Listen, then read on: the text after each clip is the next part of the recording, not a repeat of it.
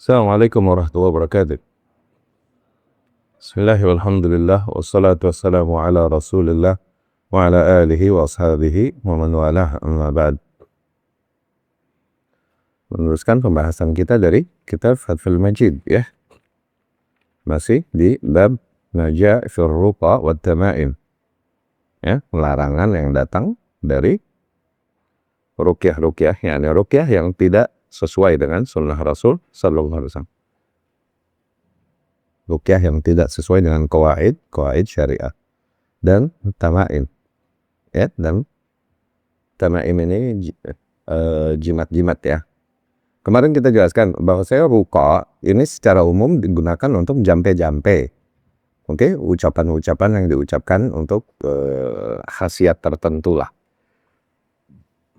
Nah, jadi salah adalah ketika tidak dibenarkan oleh syariat, tidak dibenarkan oleh Rasulullah sallallahu alaihi wasallam. Rasul berkata, "A'ridhu 'alayya ruqakum la ba'sa birruqa ma lam takun syirkan." Coba tunjukkan padaku atau coba bacakan padaku bagaimana ruqyah-ruqyah kalian. Hakikatnya ruqyah-ruqyah jampe-jampe. Ruqyah-ruqyah demikian tidak apa-apa selama tidak mengandung nilai-nilai kesyirikan atau kekufuran. Ya. Dan tamaim adalah jimat, baik apapun itu bentuknya. Dipakai di jari kah cincin, dipakai di sebagai kalung kah atau di gelang kah. Hal-hal yang dipakaikan dan diikatkan demikian, atau di lengan di sini kah. Hal-hal yang dipakaikan dan diikatkan demikian dengan keyakinan membawa manfaat atau menjauhkan dari madarat, ya. Membawa khasiat gitu, ya. Sampai kepada perkataan Al-Imam qala al-musannif rahimahullahu taala. Al-Imam al-musannif rahimahullah berkata, wa an Abdullah ibn Uqaim, dari Abdullah ibn Uqaim rahimahullah wa radhiyallahu anhum, marfu'an, dari Nabi sallallahu alaihi wasallam, yakni Nabi bersabda, man ta'allaqa syai'an wukila ilaihi, barang siapa yang bergantung kepada sesuatu, maka ia diserahkan kepadanya. Ya. Maksudnya apa? Barang siapa yang menggantungkan sesuatu di tubuhnya demikian, seperti jimat-jimat, dan dia meyakini khasiatnya demikian, wukila ilaih, maka ia diwakilkan kepadanya. Maknanya Allah berlepas diri dari penjagaannya, diwakilkan urusannya dan perkaranya kepada hal tersebut yang dia bergantung padanya. Ini diriwayatkan Abu Dawud dan Hakim. Dan Abdullah ibn Uqaim ini yukanna Aba Ma'bad, kunyahnya Abu Ma'bad al-Juhani al-Kufi, ya. Dia dari Kufah. Al-Imam Bukhari berkata, adrak zaman Nabi sallallahu alaihi wasallam wa la yu'raf lahu sima'un sahih. Imam Bukhari sih malah berkata, bahkan Abdullah ibn Uqaim ini masih mengalami zamannya Nabi sallallahu alaihi wasallam, tapi enggak kita baca adanya jalur yang sahih beliau mendengar langsung dari Nabi sallallahu alaihi wasallam. Sehingga umumnya para peneliti menempatkan dia di posisi tabi'in kibar, tabi'in senior, ya. Wa kata qala Abu Hatim, demikian juga bahkan dikatakan oleh Abu Hatim Ar-Razi. Al-Khatib Al-Baghdadi berkata bahwasanya Abdullah ibn Uqaim ini sakal al-Kufah, dia sempat tinggal di Kufah. Wa qadima al-Madain fi hayat Hudzaifah, kemudian dia datang ke kota Madain di masa hidupnya Hudzaifah ibnul Yaman. Wa kan thiqah, dan dia adalah seorang yang thiqah. Ibnu Sa'ad berkata di dalam tabaqatnya an ghairihi annahu mad fi wilayah al-Hajjaj. Dikatakan bahwasanya Abdullah ibn Uqaim ini meninggal di masa berkuasanya Hajjaj ibnu Yusuf Ats-Tsaqafi. Ya. Nah, Abdullah ibn Uqaim ini yang diriwayatkan darinya ketika terbunuhnya Utsman radhiyallahu anhu, gimana beliau duduk di tanah dan dia mengambil pasir dari tanah dan dia menyiramkannya ke kepalanya dan dia terus berkata, qataltu Utsman, aku membunuh Utsman, aku telah membunuh Utsman, aku telah membunuh Utsman. Dia mengucapkan gitu menggambarkan penyesalannya. Akhirnya orang-orang berkata kepadanya, rahimakallah, semoga Allah merahmatimu. Sesungguhnya kau tidak ikut apa-apa, yakni kau tidak ikut ngedemo Utsman, apalagi membunuh Utsman ibnu Affan radhiyallahu anhu di masa fitnah tersebut. Kau nggak ikut apa-apa. Namun Abdullah ibn Uqaim berkata, intaqadtu ba'da siyasatih.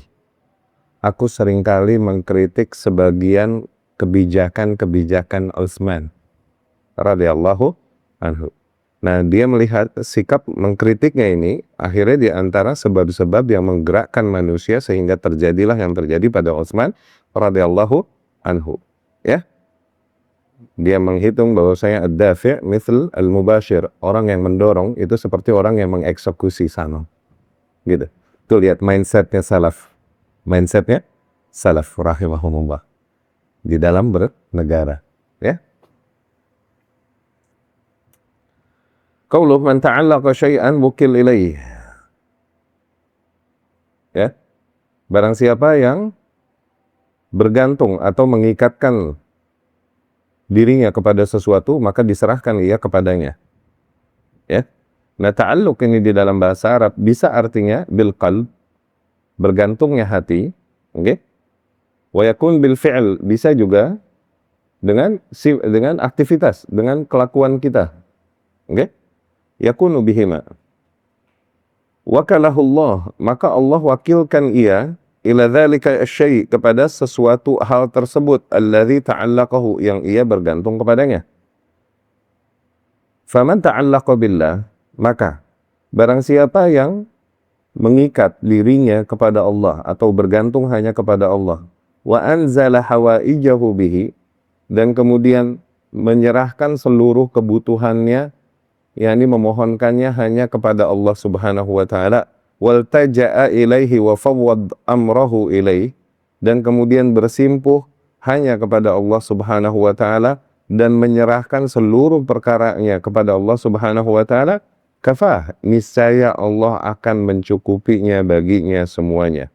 Wa qarraba ilaihi kulla ba'idin wa yassara lahu kulla asir, niscaya Allah akan dekatkan baginya segala hal yang jauh. Maksudnya Allah jadikan baginya segala hal yang di pikiran dia mustahil, jauh gitu. Dan kemudian Allah akan mudahkan baginya segala kesulitan. Sebaliknya, man ta'allaqa bi ghairi, barang siapa yang bergantung kepada selain Allah, ausakan ila ra'yihi wa aqlihi wa dawaihi wa tamaimi, atau ia bergantung atau bersandar kepada pendapat akalnya, oke? Okay? Ide-idenya, obat-obatnya, atau jimat-jimatnya, dan hal-hal serupa demikian, wakalahullahu ila dzalik wa khadhalah, maka Allah akan serahkan urusannya kepada hal-hal tersebut, dan Allah akan yakhdiluhu, yakni Allah akan membuat dia kecewa. Ya? Wa hadza ma'ruf bin nusus wat tajarub. Hal demikian sangat kita kenal, baik dari nas-nas yang ada, baik juga dari pengalaman kehidupan. Allah Subhanahu wa taala berfirman, "Wa may yatawakkal 'ala Allah fahuwa hasbuh." Barang siapa yang bertawakal kepada Allah, maka ia niscaya akan mencukupi baginya seluruh kebutuhannya. Ya? Atau niscaya Allah telah cukup baginya. Allah cukuplah, Allah baginya. Yani sehingga ia tak lagi membutuhkan untuk bersandar kepada hal lain selain zatnya, selain Allah Subhanahu wa ta'ala. Wa qala Imam Ahmad, dan Imam Ahmad rahimahullah berkata, haddatsana Hisham ibn al-Qasim, telah berkata kepada kita Hisham ibn al-Qasim, telah berkata kepada kita Abu Sa'id al-Mu'addib, telah berkata kepada kita mereka yang mendengar Atha al-Khurasani. Ia berkata, Atha al-Khurasani berkata, laqitu Wahb ibn Munabbih, suatu hari aku bertemu dengan Wahab ibn Munabbih, wa huwa yatuf bil bait, dan ketika ia sedang bertawaf di Ka'bah. Faqultu, maka Atha pun berkata kepada Wahab, ya, hadithni hadithan ahfazuhu anka fi maqami hadha wa aujiz, sampaikan kepadaku sebuah hadis yang aku dapat hafal darimu pada saat ini, yakni ketika kita sedang bertawaf ini, sambil tawaf sambil meriwayatkan ini. Fa'aujiz, berikan singkat, hadis singkat yang kira-kira aku bisa menghafalnya sekarang, gitu, ya. Na'am, Wahab pun berkata rahimahullah, oke, baiklah. Kemudian dia berkata, Auhallahu tabaraka wa ta'ala ila Dawud. Allah mewahyukan kepada Dawud, yakni Dawud alaihi salam. Ya Dawud, Allah berkata, wahai Dawud, amma wa izzati wa 'azamati. Demi keagunganku dan demi kekuasaanku, keperkasaanku. La ya'tasimu biyya 'abdun min 'ibadi duna khalqi, a'rif dzalika min niyyati. Tidaklah seorang hambaku bergantung hanya kepadaku, dan aku mengetahui hal tersebut, tulusnya dia bergantung kepadaku, aku mengetahuinya dari niatnya, yakni dari hatinya. Tidaklah seorang hamba pun bergantung kepadaku, fatakiduhu samawatu sab' wa man fihinna wal araduna sab' wa man fihinna. Kemudian seluruh langit yang 7 mencoba bermakar, berpropaganda mencelakakannya, dan seluruh bumi yang 7, yakni lapis, dan segala makhluk yang ada padanya mencoba bermakar, mencoba berpropaganda untuk mencelakakannya, illa ja'altu lahu min bainihinna makhrajan. Kecuali pasti aku akan jadikan dari seluruh itu semua jalan keluar baginya. Tuh, lihat.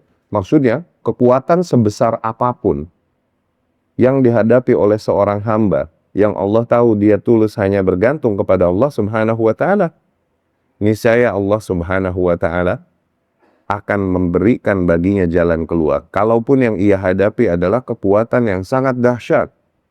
Lihat, 7 lapis langit dan 7 lapis bumi dan seluruh makhluk yang ada padanya yang dia lawan. Lihat. It's not just him versus the world. Bukan hanya dia melawan dunia, tapi dia melawan 7 lapis bumi dan segala makhluknya. Melawan 7 lapis langit bersama seluruh makhluknya. Tapi aku tahu, yang Allah mengetahui dari niatnya bahwa ia tulus bergantung kepadaku, kecuali pasti aku jadikan baginya solusi. Ya, jalan keluar. Amma wa izzati wa 'azamati. Kemudian Allah melanjutkan, dan demi keperkasaanku, demi keagunganku, la ya'tasimu 'abdun min 'ibadi li makhluqin duni. Tidaklah seorang di antara hamba-hambaku bergantung kepada suatu makhluk selainku, bergantung kepada hal lain selain Allah Subhanahu wa taala. A'rifu dzalika min niyyatihi, dan aku tahu itu dari niatnya, yakni dari isi hatinya. Illa qata'tu asbabas sama' min yadihi. Kecuali pasti aku putuskan sebab-sebab langit dari tangannya, yakni seluruh bentuk pertolongan yang dapat menolongnya, aku putuskan itu semua. Yakni aku halangi, sehingga dia tak mendapatkan pertolongan apapun. Wa askhattul arda min tahti qadamai. Dan aku akan membuat bumi membencinya. Bumi yang berada di bawah kedua kakinya membencinya. Tsumma la ubali bi ayyi awdiyatiha halak. Dan kemudian aku tak peduli di lembah bumi yang mana ia hancur kelak. Allahu Akbar. Ya. Ini perkataan Allah Subhanahu wa taala. Berarti ini hadis qudsi. Tapi Wahab di sini, Ibnu Munabbih rahimahullah, tidak menyebutkan sanadnya, ya kan? Yang jelas hadis qudsi ini tidaklah didengar kecuali dari Rasulullah sallallahu alaihi wasallam. Ya. Dan sebagaimana hadis yang sebelumnya yang dari Abdullah bin Ukaim dikatakan marfu', dikatakan man ta'allaqa syai'an wukila ilaih. Ini ada sebuah hukum. Okay? Hukum ini nggak mungkin dari ijtihad seorang tabi'in atau ijtihad seorang sahabat kalau membawakan hukum demikian. Okay? Mengkhabarkan khabar gaib. Barang siapa yang bergantung kepada sesuatu, maka diserahkan ia padanya. Tuh, maka ia diserahkan kepada hal tersebut. Ini kan sebuah hukum yang gaib. Tidaklah seorang hamba tahu kecuali dari khabar wahyu. Jadi kalaupun Abdullah bin Ukaim di sini, kalaupun Wahab bin Munabbih di sini tidak menyebut dari Rasulullah sallallahu alaihi wasallam, nah kita dapat menangkap source-nya, aslinya khabar ini datangnya dari Rasulullah sallallahu alaihi wasallam, karena khabar yang berkaitan dengan perkara gaib, bukan ijtihadiyah, perkara yang sifatnya tauqifi, bukan taufiki. Ya. Qala al-musannif rahimahullah. Kemudian Al-Musannif rahimahullah berkata, wa rawa Imam Ahmad, diriwayatkan juga oleh Imam Ahmad, yakni Ibnu Hanbal, an Ruwaifi', dari Ruwaifi'. Qal Ruwaifi' radhiyallahu anhu, sahabi, seorang sahabat. Qala li Rasulullah sallallahu alaihi wasallam. Rasulullah sallallahu alaihi wasallam berkata kepadaku. Yani suatu saat, suatu waktu Rasulullah sallallahu alaihi wasallam berpesan kepadaku. Ya Ruwaifi', Rasul berkata, wahai Ruwaifi', la'alla al-hayat satatulu bik. Mungkin kehidupan akan panjang bagimu. Mungkin kehidupan akan panjang bagimu. La'alla al-hayat satatulu bik. Mungkin kehidupan akan panjang bagimu. Nah, kalau kabar demikian diterima dari Nabi Shallallahu Alaihi Wasallam, mungkin apabila nanti terjadi demikian, itu artinya wahyu dan pasti akan terjadi. Oh, berarti umurnya Ruwaifi' bakalan panjang. La'alla al-hayat satatulu bik. Mungkin kehidupan akan panjang bagimu. Yarhamkallah. Ya. Fa'akhbir an-nas, maka khabarkanlah kepada para manusia, yakni ajarkanlah kepada mereka, kepada para manusia. Annaman aqada lihyatah, bahwasanya barang siapa, lihat, barang siapa yang mengepang janggutnya, mengikat janggutnya, ya. Au taqallada wataran, atau dia berkalung dengan watar. Iya, kalung gelang yang dibuat dari tali panah yang kemarin kita ceritakan itu. Pada dirinya kah atau pada hewan-hewannya dengan meyakini khasiatnya kemarin tuh, ya. Au istanja biraji' dabbah au 'azam. Atau dia cebok dengan kotoran hewan. Oke? Istinja ini cebok. Kalau cebok pakai barang kasar, istijmar namanya, pakai batu. Misal begitu. Batu-batu atau kayu atau daun. Ada hal yang diharamkan digunakan untuk bercebok, yaitu apa? Kotoran kering hewan.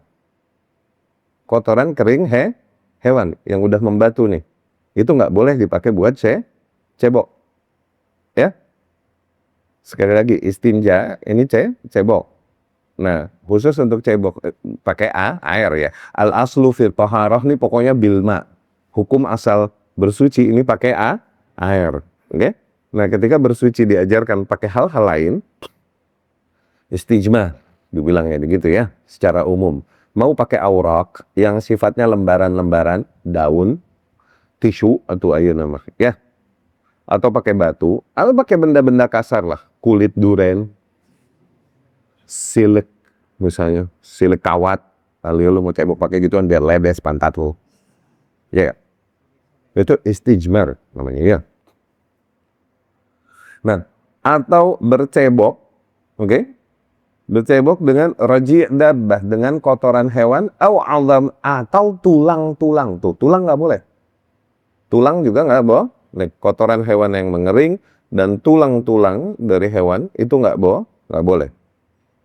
Apalagi tulang orang, ya, tulang itu nggak boleh udah. Ya. Barang siapa yang demikian tadi apa aja? Barang siapa yang mengikat janggutnya atau berjimat dengan senar gitu, ya? Entah pada dirinya atau pada hewan, atau cebok menggunakan kotoran hewan atau dengan tulang, fa inna Muhammadan bari minhu, maka sesungguhnya Muhammad berlepas diri darinya. Allahu Akbar. Loh, ini berarti masuknya dosa apa? Dosa besar. Di antara ciri khas dosa besar apa? Disebutkan punishment-nya, disebutkan efeknya, disebutkan akibatnya, hukumannya. Okay? Ini sampai Rasul berlepas diri darinya, ya berarti nggak enteng nih urusan jal. Paham nggak? Iya nggak? Hah? Oke. Syarahnya, hadis ini diriwayatkan oleh Imam Ahmad dari Yahya bin Ishaq, wal Hasan ibnu Musa al-Asyab, dan juga dari Hasan ibnu Musa al-Asyab. Yani Imam Ahmad meriwayatkannya dari dua jalur. Oke? Dari Yahya bin Ishaq dan dari Hasan bin Musa bin Asyab. Nah, keduanya mengambil hadis ini dari satu jalur, yaitu dari Ibnu Luhai'ah. Ya. Wa fihi qissah ikhtasaraha al-musannif. Hakikatnya hadis ini ada kisah yang melatar belakanginya, tapi disingkat oleh Al-Imam rahimahullah karena mau diambil poin ininya doang untuk kitabnya, ya. Wa hadza lafdzul hasan. Nah, riwayat ini yang dibawakan Imam Ahmad, ini redaksinya Al-Hasan, yakni Ibnu Al-Asyab. Al-Hasan Ibnu Musa, redaksinya Hasan Ibnu Musa. Nah, redaksi kemudian nih disampaikan di sini, adapun redaksinya Hasan Ibnu Musa, haddatsana Ibnu Luhai'ah, Hasan berkata, telah berkata kepada kami Ibnu Luhai'ah, telah berkata kepada kami Ayyash Ibnu Abbas dari Syuyain Ibnu Bitan. Ia berkata, telah berkata kepada kami Ruwaifi' Ibnu Thabit. Ia bercerita, kana ahaduna fi zaman Rasulullah sallallahu alaihi wasallam ya'khudhu jamala akhi. Ya. Nah, kisah yang melatar belakangi tadi yang disingkat oleh Imam Ahmad dan enggak disebutkan di hadis ini, nah disebutkan di sini nih. Oke?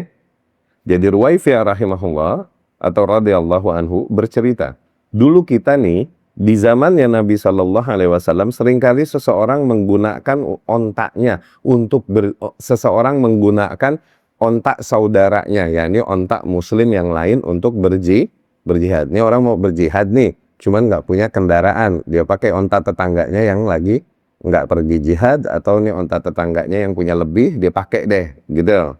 Nah terus bagi hasil sharing nanti dari hasil rampasan perang, gitu. Maksudnya dia mau cerita begitu. Kana ahaduna fi zaman Rasulullah sallallahu alaihi wasallam ya'khudhu jamala akhi ala ay yu'tiyahu an-nisf mimma yaghnam wa lahu an-nisf. Biasa kita dulu di eranya Nabi sallallahu alaihi wasallam kalau kita mau pergi nih perang nih, kita pakai ontak saudara kita, akhirnya kita bagi hasil deh. Oke, bagi hasil dari hasil dari hasil perang, dari hasil ghanimah. Buat dia yang berangkat setengah, buat yang punya ontaknya setengah, begitu. Hatta inna ahadana la yasira lahu an-nasal war-rish walil akhar al-qadah. Saking adilnya, lihat nih, ini salaf rahimahumullah, oke, di dalam berbagi dari hasil usaha mereka, dari hasil upaya yang mereka jalankan. Sehingga kita nih bisa jadi nih, seorang dia dapat bulu sama ujung panahnya, apa namanya yang besi ujung panah nih yang tajam, mata.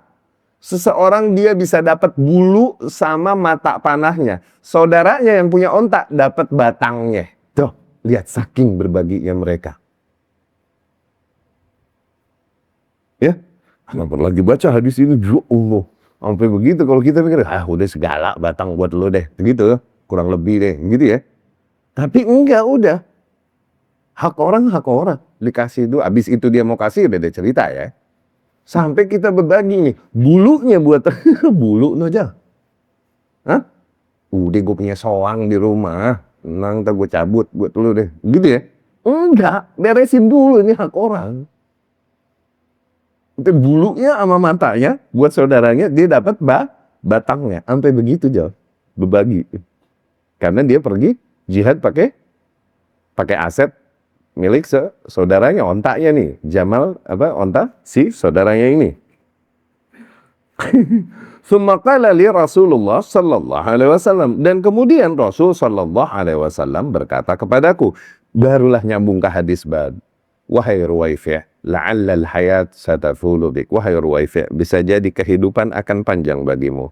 Fa akhbirin nas, maka kabarkanlah kepada manusia, anna man ta'allaqa anna man aqad lihyata, bahwasanya barang siapa yang mengepal janggutnya atau mengikat janggutnya, atau ta'allaq bitamain, atau bergantung kepada water, kepada senar-senar atau apa yang diikatkan demikian, dari senar anak panah ini, dari senar busur ini, sebagaimana yang biasa mereka lakukan, awistanja biraji dabbah aw 'azam, atau cebok dia pakai kotoran hewan atau tulang, fa inna Muhammadan bari'un minhu, maka sesungguhnya Muhammad berlepas diri darinya. Itu kisah yang melatar belakangi hadis ini maksudnya, yang tidak disebutkan oleh Al-Imam di dalam hadis babnya karena menyingkat ya. Tapi riwayat ini ada permasalahan. Hadis ini diriwayatkan Imam Ahmad dari Yahya ibnu Ghailan, haddatsani al-Mufdal. Katakan padaku, telah berkata kepadaku al-Mufdal, haddatsana Ayyash ibnu Abbas. Telah berkata kepadaku Ayyash ibnu Abbas, anna Shuyaim ibnu Bitan, bahwasanya Shuyaim ibnu Bitan akhbarat, telah menghabarkan kepadanya bahwasanya ia telah mendengar dari Syaiban al-Kitbani al-hadis, ya. Nah, Ibnu Luhay'ah ini fihi maqal, masih ada pembicaraan tentangnya, yakni apakah diterima kabarnya atau tidak. Dan di dalam sanad yang kedua, karena Imam Ahmad ini meriwayatkan dari dua jalur, ingat ya, yaitu ada Syaiban al-Kitbani, qila fihi majhul. Nah, dikatakan, yakni para peneliti riwayat berkata bahwasanya Syaiban ini majhul. Majhul ini artinya tidak dikenal. Di antara hukum-hukum perawi, majhul. Majhul ini tidak dikenal akhirnya. Tidak dikenal. Majhul ada dua macam. Ada majhul ain, ada orangnya nggak ketahuan. Oke? Ada majhul hal. Orangnya ketahuan. Cuman kita nggak tahu nih dia thiqah apa enggak. Saduq apa enggak, jujur apa enggak, kuat apa enggak, gitu. Ada majhul ain ini sama majhul hali. Itu di ilmu mustalah. Oke? Dari Muhammad bin Ahmad. Siapa ini Muhammad bin Ahmad? Majhulul ain. Orangnya kita nggak tahu. Iya nggak? Atau dari Muhammad bin Ahmad. Oh, orangnya yang itu kita tahu. Cuman kita nggak tahu. Nggak ada para peneliti hadis yang pernah berbicara tentangnya. Apakah riwayat dia diterima atau ditolak. Itu namanya majhulul hal. Dapat? Nah, Kitbani, Syaiban al-Kitbani ini majhul, wallahu alam, sepertinya majhulul hal, ya, nggak ketahuan kondisinya gimana, apakah si riwayatnya diterima atau enggak. Qila fihi majhul wa baqiyat rijalihi thiqat, tapi rantai periwayat yang lain yang meriwayatkan hadis ini semuanya adalah tokoh-tokoh yang thiqah, yakni yang well trusted, yang terpercaya, ya. Tapi ala kulli hal, lihat di tahqiqnya. Riwayat ini juga diriwayatkan selain oleh Imam Ahmad, ada jalur lain dari Imam Abu Dawud juga meriwayatkan, ya rahimahullah. Tuh lihat di catatan kaki. Ha mim, maksudnya Ahmad. Loh. Ya. Ada yang kemudian da, ada huruf da kan? Maksudnya Abu Dawud juga meriwayatkannya. Terus ada huruf nun. Maksudnya diriwayatkan siapa? Nun. Ibnu Hibban. Ibnu Hibban. Kalau Nasai sin. Huruf yang paling zahir yang dipakai itu huruf yang paling zahir. Itu buat rumusan hadis itu begitu. Nggih? Kalau rawa tak siapa ya? Turmuji panggilnya miji. Kalau tak siapa? Tabari. Kalau Tabrani pak ba. Oke? Iya gak? Kalau qaf, siapa? Baihaqi. Baihaqi. Tuh lihat. Baihaqi. Mana huruf yang paling zahir? Qa. Nasai. Mana huruf yang paling zahir? Sin. Dawud. Da. Ahmad. Mana huruf yang paling zahir? Ha. Gitu kan? Itu rumusan mustalah. Itu maksudnya itu. Kalau kalian baca kitab, apa yang tulis itu? It helps. Membantu daripada panjang nulis Ahmad itu hadis enggak, ha. Dah, sobat. Bukhari, kha, Muslim, mim. Huruf yang paling zahir. Ya, bukan huruf pertama, awas. Huruf yang paling zahir. Ya. Oke, kita baca syarahnya. Ala kulli hal, hadis ini kuat dan sahih, disahihkan ya. Jadi benar, Rasul Shallallahu Alaihi Wasallam menegaskan keberlepasan dirinya dari mereka yang melakukan hal tersebut, yang mengepang janggutnya, ya kan? Terus yang pakai jimat dalam bentuk apapun, oke? Atau yang cebok pakai kotoran hewan atau pakai tulang. Ya. Qauluh la'allal hayat satatulu bik. Perkataan Rasul, bisa jadi kehidupan akan panjang bagimu. Nah, ini fihi alamun min alaman nubuwah. Ini terdapat tanda dari tanda-tanda kenabian. Nubuat bahasa kita. Oke? Ramalan, tapi ya nggak ada ramalan, Rasul mau wahyu. Sallallahu alaihi wasallam. Ya. Fa inna Ruwaifi'an, ternyata benar Ruwaifi, talat hayatuhu, panjang hidupnya sampai dia hidup di sanasit wa khamsin, di tahun 56 Hijriah tuh. Famata di Burqah min a'mal Mesir, kemudian meninggal di daerah Burqah, salah satu provinsi Mesir, amiran 'alaiha, sebagai gubernur di sana dia, sebagai wali kota di sono. Ya. Wa huwa minal ansar, dia dari sahabat Ansar. Ya. Wakil mat sanah 53. Ada juga riwayat yang mengatakan dia meninggal tahun 53 Hijriah, tapi nggak dikatakan di lahirnya tahun berapa usianya, di usia keberapanya nggak dikatakan, ya. Sabda Rasul, fa akhbirin nas, maka sampaikanlah kepada para manusia. Oke? Nah, dari sabda itu, sampaikan kepada, perintah dari Rasulullah Sallallahu Alaihi Wasallam. Ini dalil untuk menyampaikan, dalil untuk menegaskan kewajiban menyampaikan nilai tersebut.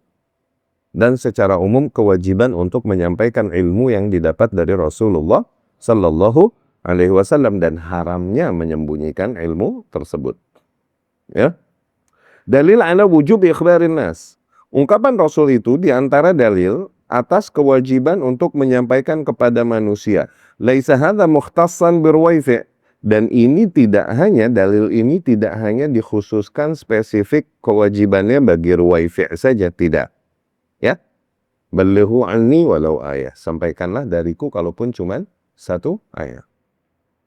Bal kullun man kana indahu ilm. Tapi kewajiban ini ditunjukkan kepada setiap individu yang memiliki ilmu, laisa inda ghairihi, yang tidak diketahui oleh orang lain, mimma yahtaju ilaihin nas. Padahal ilmu itu diantara ilmu-ilmu yang dibutuhkan oleh para manusia. Wajaba i'lamuhum bihi, maka ia, individu tersebut, terkena kewajiban untuk menyampaikan ilmu tersebut.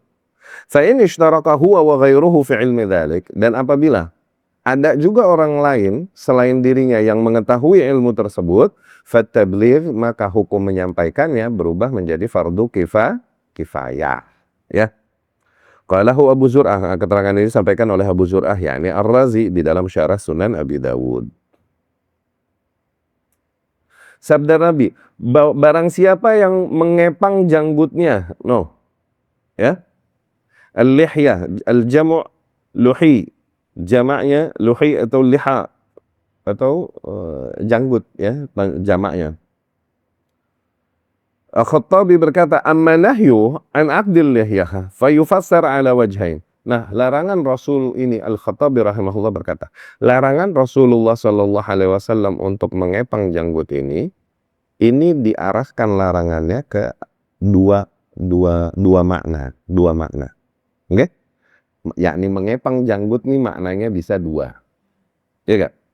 Ahaduhuma, yang pertama, makanu yaf'alunahu fil harb, seperti yang biasa dilakukan oleh mereka di dalam peperangan.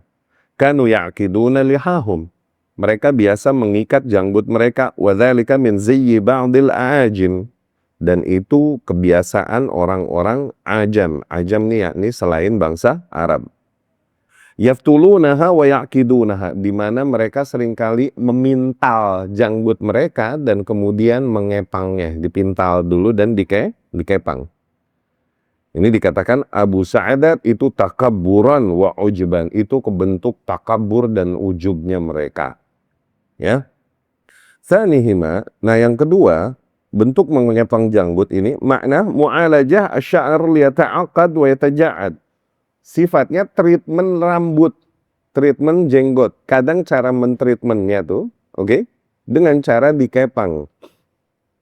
Oke, ngetreatment janggut dengan cara dikepang. Tujuannya agar ia terbentuk cantik. Agar ia terbentuk cantik.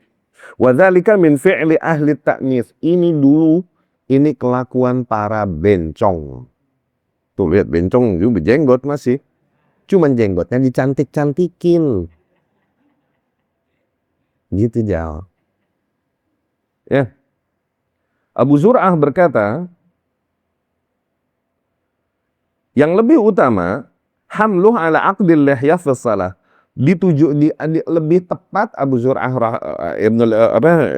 Ibnul Iraqi ini rahimahullah berkata, lebih tepat si larangan Rasulullah Shallallahu Alaihi Wasallam diarahkan ke maknanya dalam mengepang janggut ini, lebih tepat diarahkan maknanya kepada ketika sholat. Jadi, maknanya dia berpendapat bahwa di luar sholat tidak termasuk ancaman Rasulullah Shallallahu Alaihi Wasallam. Kama dallat alaihi riwayah Muhammad ibn Rabi', karena ada riwayat lain yang seolah-olah mengkoyad, mengikat apa yang mutlak di dalam keharaman itu secara umum. Ya. Barang siapa yang mengepang jangbutnya, ini kan mutlak. Berarti pokoknya ngepang janggut dalam kondisi apapun dengan tujuan apapun. Oke? Tapi ada riwayat lain nih. Riwayat yang Muhammad ibn Rabi' rahimahullah, di mana Rasul berkata, "Anna man aqada lihyatahu fi shalah," barang siapa yang mengepang janggutnya di dalam salat. Jadi banyak ulama yang mengarahkan keharamannya itu dikepang kalau lagi salat. Wallahu a'lam. Qultu, tapi kata Syekh Abdurrahman nih, dia mengatakan pendapatnya, wa hadhihi riwayah la tadullu ala takhsisi fi shalah. Riwayat yang dimana Rasul mengatakan bahwasanya mencela mereka yang atau melarang mereka mengepang janggutnya di dalam sholat, ini tidak mesti mengkhususkan larangan tersebut hanya di dalam sholat. Nggak mesti begitu artinya, katanya. Bal tadullu ala anna fi'lahu fi shalah asyaddu min fi'lihi kharijiha. Ini justru menunjukkan bahwasanya itu kalau dilakukan di dalam sholat, itu lebih haram dan lebih berat daripada ketika dilakukan di luar sholat. Gitu. Tapi bukan berarti di luar sholat jadi halal. Gitu. Ini pendapatnya. Nah, ya biasa. Ketika ada dua riwayat, yang satu mutlak, satu muqayyad. Oke? Mesti akan ada yang membawa yang mutlak ke arah muqayyad. Mesti ada yang akan membawa tetap yang mutlak di mutlaknya, yang muqayyad diarahkan ke makna lebih daripada apa yang mutlak, seperti kasus isbal dan lain-lain. Demikian, wajar, ya. Kalau udah fikih mah begitu, ya. Ini pendapat Syekh Abdul Rahman. Tapi pendapat kita condong pada yang udah segala pakai dikepang, jenggot lu dikit, 3 lembar jenggot lu pakai dikepang lah. Betul kah lu? Nggak usah. Ya, nggak usah dikepang, nggak usah. Qaulu taqallada watran. Tuh, barang siapa yang ngalongin watar, senar. Artinya mengikat senar. Maksudnya mengikat senar sebagaimana pertemuan-pertemuan sebelumnya kita jelaskan ya. Karena ada keyakinan. Senar ini diambil dari senar busur panah yang pernah digunakan pekerang. Diikatkan pada tangan seseorang, gelangnya atau di lengannya atau dibikin kalung atau pada hewannya. Ini untuk menjaganya dari ain, katanya begitu, ya. Barang siapa yang ta'allaq, barang siapa yang taqallad wataran, yang mengikatkan tali demikian, ay ja'alahu qilada fi unuqih, entah dia jadikan kalung di lehernya dia, au unuq dabbatih, atau di leher hewannya. Di dalam riwayatnya Muhammad ibn Rabi', taqallada watran yurid tamimah, maksudnya menggantungkan senar, maksudnya adalah jimat. Fa idza kan, tapi nilai yang bisa kita ambil di sini, kata Syekh Abdurrahman nih syarahnya nih ya. Fa idza kan hadza fi man taqallada watran, fa kaifa biman ta'allaqa bil amwal. Apabila orang yang cuman pakai jimat aja langsung dihukumi demikian oleh Rasul sallallahu alaihi wasallam, bahwa Rasul berlepas diri darinya. Oke? Maka apalah lagi orang yang emang ta'allaq, yang emang menggantungkan harapannya, hatinya, kepada orang-orang yang telah mati. Wa sa'alahum qada'al hajat, dan kemudian memohon kepada orang-orang yang telah mati agar memenuhi kebutuhan-kebutuhan mereka, wa tafrij al-kurbat, agar menjauhkan mereka dari kesialan-kesialan. Wa ma yatarattab 'ala dzalik min al-ibadah, dan kemudian apa yang berefek dari hal itu, dari bentuk-bentuk ritual yang dilakukannya kepada orang-orang yang telah mati. Allati la yastahiqquha illa rabbul ardi was samawat. Ibadah-ibadah dan ritual-ritual yang hakikatnya tidaklah berhak untuk hal tersebut kecuali Rabbnya al-ard was samawat, Rabbnya langit dan bumi. Alladzi ja'a an-nahyu anhu wa taghliluhu fil ayatil muhkamat, yang dimana jelas-jelas larangan tersebut telah datang. Oke? Dan kerasnya larangan tersebut telah datang di dalam ayat-ayat yang muhkam, ayat-ayat yang clear, yang sangat jelas. Maksudnya itu akan menjadi lebih fatal lagi kasus demikian. Menggunakan kalung begini saja atau jimat terancam begitu, apalagi orang yang memang bergantung kepada apa yang telah mati atau melakukan ritual ibadah yang harusnya hanya diserahkan bagi Allah, tapi dilakukannya bagi orang-orang atau arwah-arwah yang dia kira masih memiliki kuasa, untuk mendatangkan harapannya atau menjauhkannya dari apa-apa yang tidak diharapkannya, atau minimal menjadi perantara antaranya dengan Allah Subhanahu wa Ta'ala. Itu lebih fatal lagi, kasus kesyirikan yang lebih fatal, kadarnya lebih besar lagi. Qauluhu awistanja biraji' dabbah, atau cebok dengan kotoran hewan au azam, atau dengan tulang. Fa inna Muhammadan bari'un minhu, maka sesungguhnya Muhammad berlepas diri darinya. Al-Imam An-Nawawi berkata, ay bari'un min fi'lih. Maknanya, Nabi Muhammad berlepas diri dari apa yang dilakukannya tersebut. Ini tafsiran Imam Nawawi rahimahullah. Dikatakan oleh Syekh Abdurrahman, hadza khilaf al-zahir. Lah begitu artinya. Ini bertentangan dengan zahir hadisnya. An-Nawawi katsiran ma yata'awwal al-hadits li sarfiha an zahiriha. Memang demikian kebiasaan Imam Nawawi. Seringkali ia mengarahkan makna hadis-hadis yang ada dengan memalingkannya dari maknanya yang terlihat secara zahir. Ini kebiasaan Imam Nawawi. Fayaghfirullahu ta'ala lahu, semoga Allah mengampuni baginya. Bal huwa bari'un minal fa'il wa fi'lih. Yang jelas hadis ini menegaskan bahwa Nabi menegaskan keberlepasan dirinya dari si pelaku dan dari apa yang dia lakukannya. Bukan hanya dari apa yang dia lakukan. Dapat ya? Oke. Wa fi sahih Muslim. Dan di dalam riwayat Imam Muslim dari Ibnu Mas'ud radhiyallahu anhu, marfu'an, tuh, sampai kepada Nabi sallallahu alaihi wasallam. La tastanju birrawth walal 'idham fa innahu zadu ikhwanikum minal jin. Janganlah kalian, Nabi berkata sallallahu alaihi wasallam, janganlah kalian cebok dengan kotoran hewan atau dengan tulang-tulang, karena sesungguhnya itu semua perbekalan saudara-saudara kalian dari golongan jin, yakni makanan bagi saudara-saudara kalian golongan jin, gitu. Yani dia berarti ini khabar wahyu, di antara makanan jin adalah kotoran hewan dan tulang-tulang hewan. Ya. Wa alaihi la yujzi al-istinja bihimat. Dari sini dapat kita simpulkan, berarti cebok dengan menggunakan dua hal tersebut la yujzi, enggak sah. Yakni dia terhitung masih berhadas. Ya. Kama huwa zahir madhab Ahmad, demikian jelas madhabnya Imam Ahmad. Lima rawa Ibnu Khuzaimah wa Daruqutni an Abi Hurairah. Sesuai dengan apa yang diriwayatkan Ibnu Khuzaimah dan Imam Daruqutni dari Abu Hurairah radhiyallahu anhu, bahwasanya Nabi sallallahu alaihi wasallam naha ayyustanja bi'adhamin aw rawth. Nabi melarang untuk bercebok dengan tulang atau dengan kotoran hewan. Wa qala innahuma la yutahhiran, dan Nabi berkata menjelaskan ilahnya, innahuma la yutahhiran. Sesungguhnya dua hal tersebut tidak mensucikan. Tuh.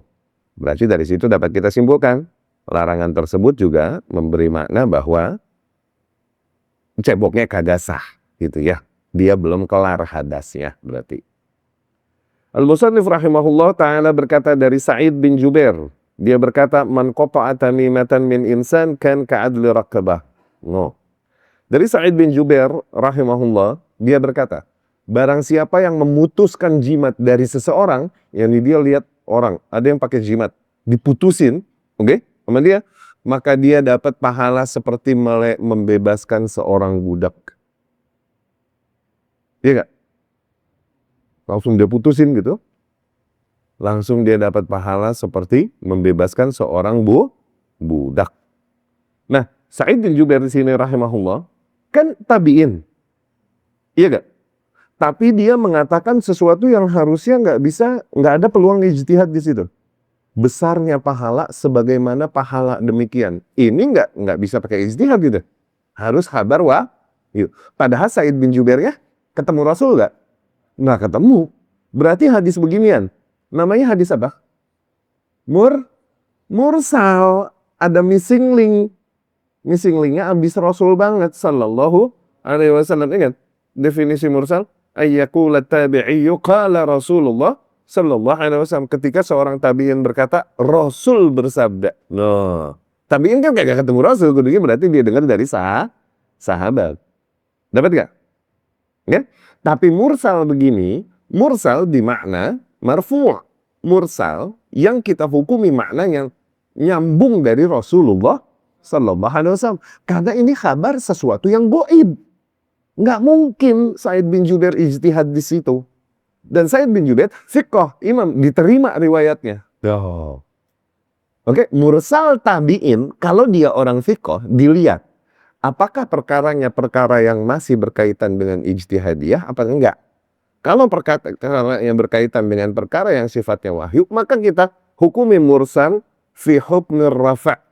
Hukumnya tapi hukum marfu', ya ini seolah-olah hukumnya ini nyambung langsung dari Rasulullah sallallahu alaihi wasallam.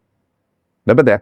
Beda cerita kalau tabi'in mengungkapkan sesuatu tapi di situ terdapat peluang ijtihad. Nggak bisa kita langsung hukumi, oh ini fix dari Rasul. Belum tentu. Ini bisa jadi hukum dari dia atau kesimpulan dari guru dia, yaitu seorang sahabat yang dia berguru kepadanya. Gitu. Dapat? Ya? Kita lihat nih.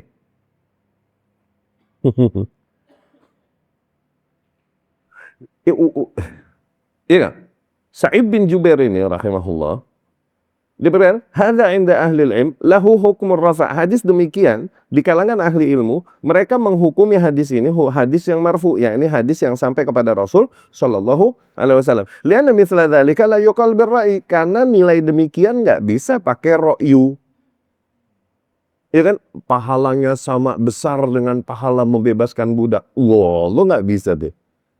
Itu langsung dari kabar wahyu, nggak bisa pakai ra'yu. Dapat?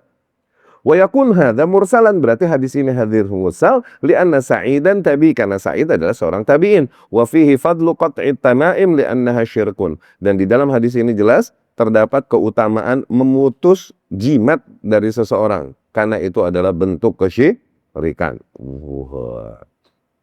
Iya kan? Masukin ke semua hal yang sifatnya syirik. Kita tahu keluarga kita ada yang melakukan kesyirikan dengan benda-benda ini, nggak usah minta izin sama dia. Oke? Diam-diam aja ambil, bakar. Iya kan? Jangan, kalau kemarin ini, atau bilang itu syirik.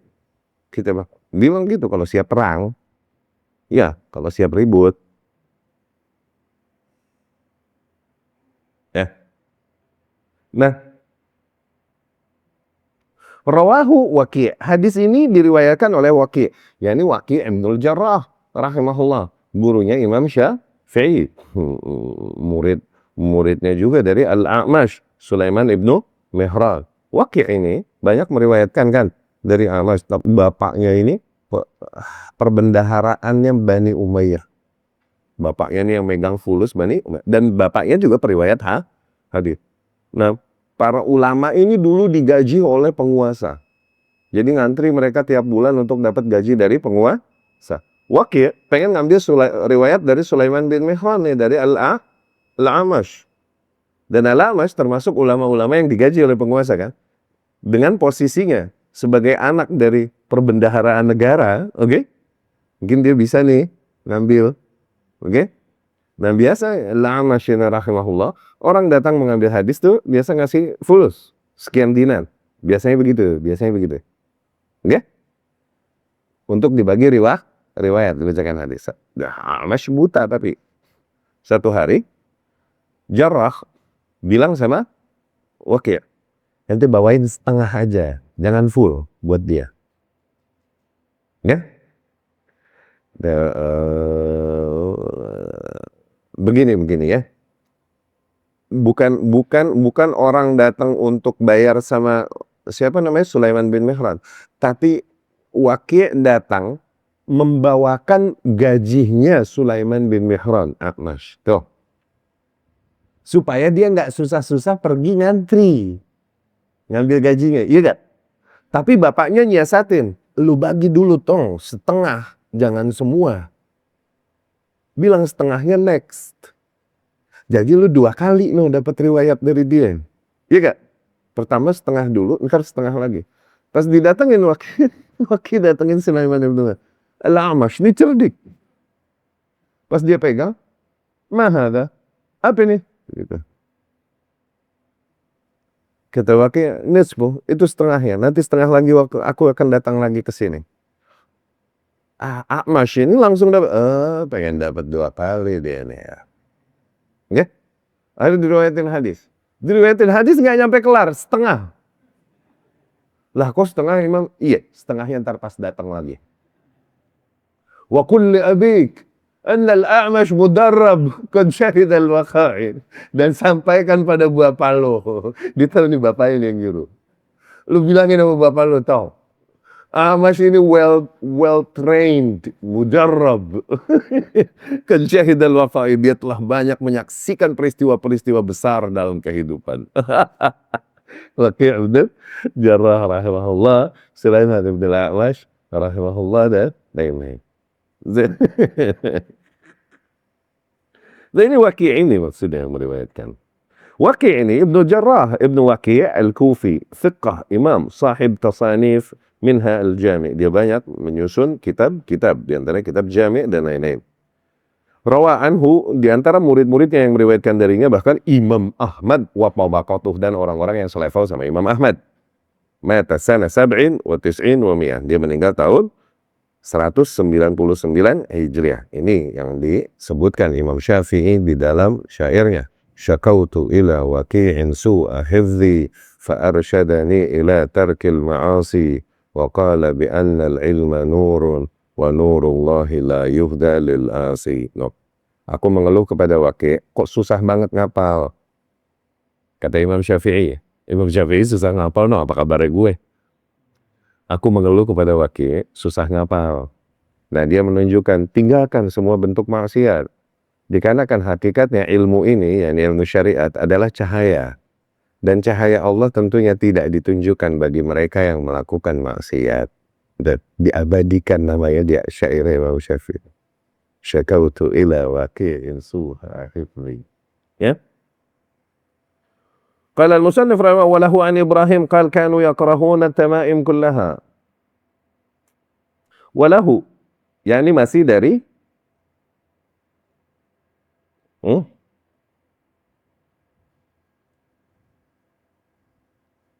ya, masih dari Sa'id bin Jubair.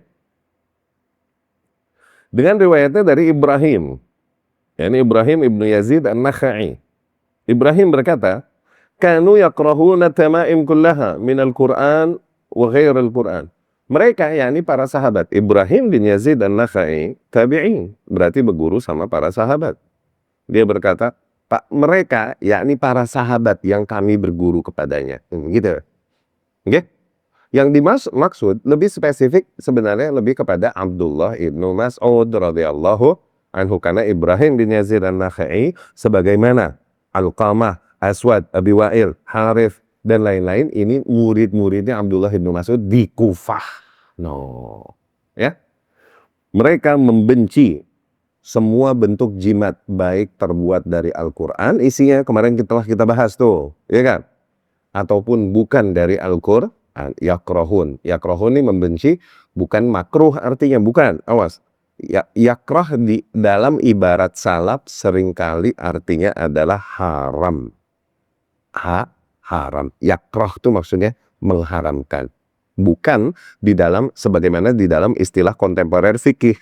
Makruh ini adalah sesuatu yang kalau dilakukan nggak dosa, tapi ditinggalkan lillahi ta'ala mendapatkan pahala. Bukan itu, ya. Tapi kita cukupkan sekian. Aku qouli hadza wa astaghfirullah li wa lakum.